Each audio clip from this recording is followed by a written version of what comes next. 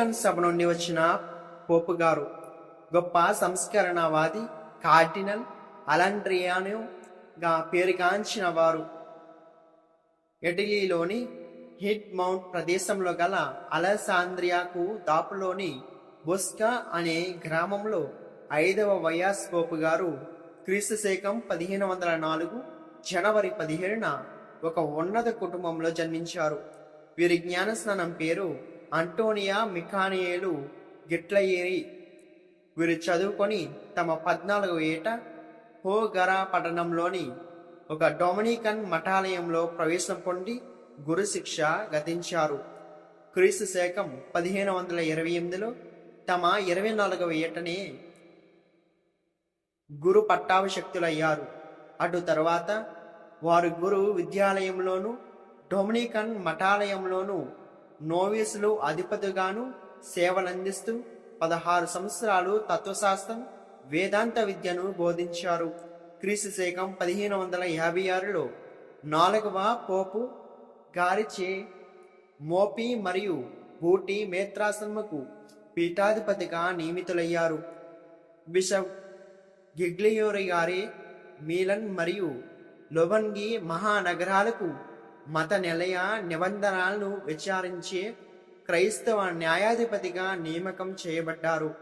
క్రీస్తు శకం 1557లో కార్డినల్గా పదోన్నతి పొందడమే కాక శ్రీసభ అంతటికి మత నిబంధనావళి న్యాయాధిపతిగా ఏర్పరచబడ్డారు.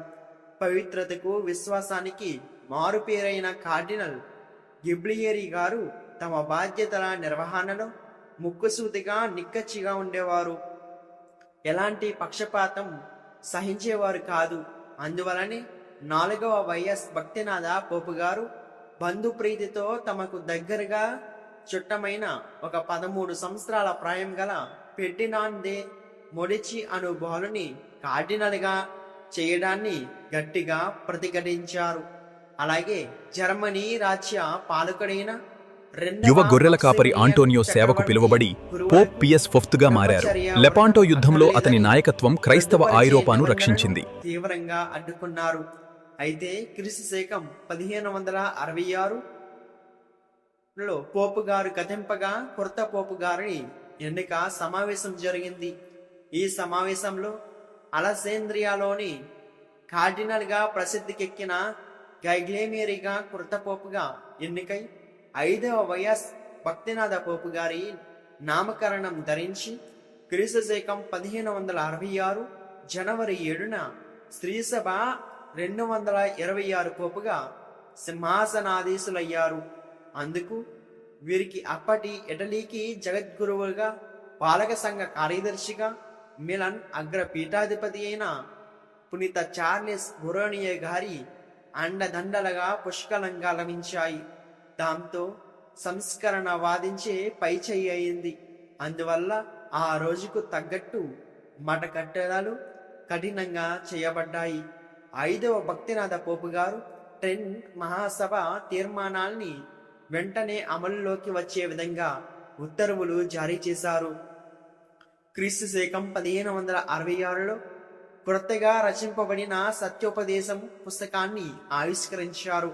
క్రీస్తు శకం 1568లో గురువుల దైవచన గడియ గ్రంథాన్ని సంస్కరింపజేశారు. క్రీస్తు శకం 1570లో సరిదిద్దబడిన పూజా బలి ప్రార్థనా పుస్తకాన్ని వెలువరించారు.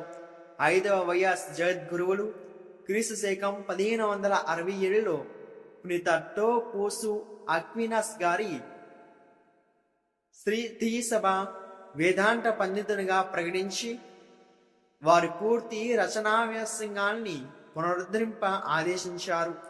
వారు పేదలైన వారికి భూరి విరాళాలు ప్రకటించారు. దృఢ విశ్వాసం, గొప్ప భక్తి, ధర్మనిష్టతో గురుత్వ జీవితం పాటించారు. ప్రార్థన, ధ్యానం వారి నిత్రీకృతం. గొప్ప హోదాలో ఉన్నగాని ఆసుపత్రులు రోగులను స్వయంగా సందర్శించి పరామర్శించేవారు. తనను తాను తగ్గించుకునేవారు.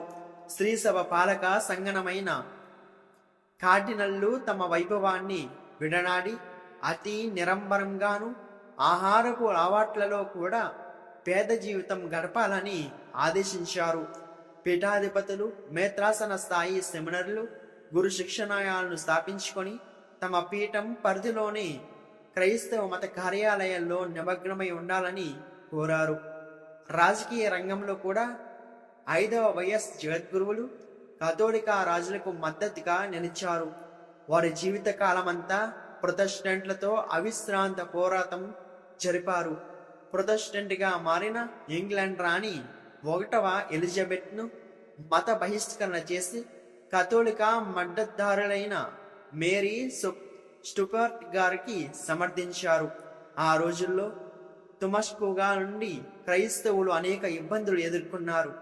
ఈ ముష్కరుని ఎదుర్కొనేందుకు విశ్వాసులు సుకృత జపాలు త్యాగ క్రియలతో విరాళాన్నించారు ప్రకటించారు. క్రీస్తు శకం 1567లో అన్ని కథోలిక మఠ నియమావళిలు దేవాలయాలు తమ ఆదాయంలో దశమ భాగమును ఈ పవిత్ర కార్యంకై దానం కట్టడి చేశారు. చివరకు తురుష్కున్ కథోలిక దేశమైన సైప్రెన్ను పై యుద్ధం ప్రకటింపగా కథోలిక రాజులందరి సమైక్య పరచడంలో పరిశుద్ధ పోపు గారు విశేష కృషి జరిపారు. ఆస్ట్రేలియా కథోలిక రాజైన డాన్స్లన్ నాయకత్వంలో వనీస్, జనీవా, స్పెయిన్ శ్రీసభ సైన్యములు కూడా కలుపుకొని నడిపించి అనుమతించి ప్రోత్సహించి దాన సాయం కూడా అందించారు. లేపంటో ఓడరేవు వద్ద జరిగిన బికారా నౌక యుద్ధంలో క్రీస్తు శకం 1571లో కథోలిక రాజుల సమైక్య కూటమి ఘన విజయం సాధించింది. జపమాలను జపిస్తూ రోమ్ నగర వీధుల్లో ఊరేగింపులతో విజయోత్సవాలు జరుపుకున్నారు. 5వ భక్తినాథ పోపు గారు జపమాల మాత పండుగను శ్రీసభ అంతటా జరుపుకొని ఉత్తర్వులిచ్చారు. దేవమాత జపమాల ప్రార్థనలో క్రైస్తవుల సహాయమా అను బిరుదును కూడా జోడించారు. వారు క్రీస్తు శకం 1572 మే 1వ తేదీన ఈ లోకంలో తమ జీవిత పరుగును ముగించారు. వారి మాతృత్వానికి అనేక మేలులు స్వస్థతలు జరుగుతున్నాయి. క్రీస్తు శకం 1712లో 11వ క్లైమెంట్ పోపు గారిచే వారికి పునీత పట్ట ప్రదానం చేయబడింది.